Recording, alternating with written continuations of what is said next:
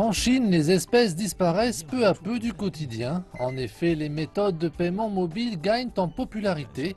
Tencent affirme que le nombre moyen quotidien de paiements mobiles sur sa plateforme dépassait 600 millions de transactions à la fin de l'année dernière.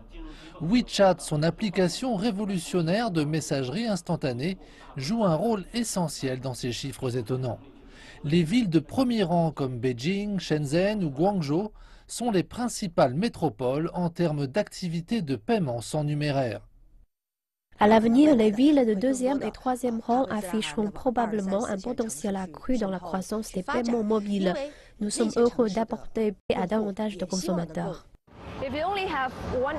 Avec seulement 100 yuan ou 15 dollars en espèces en poche, combien de temps peut-on tenir? Certains parlent d'un mois, selon un sondage de Tencent, le géant chinois de l'Internet. Bien sûr, cela ne signifie pas qu'on ne dépense pas d'argent pendant cette période. Cela signifie que l'on paye sans espèces. En analysant un code QR, les paiements mobiles peuvent être effectués dans presque tous les aspects de la vie quotidienne. Supermarchés, stations-service, restaurants. Mais il ne s'agit pas seulement de paiements sans numéraire.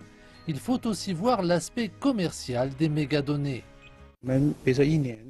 Après avoir utilisé WeChat Pay sur nos points de vente, nous pouvons recueillir des données sur les habitudes de consommation, par exemple la fréquence d'achat, l'âge, les articles favoris. Ainsi, il est possible de préparer nos produits en conséquence. Et cet engouement ne se limite pas à la Chine.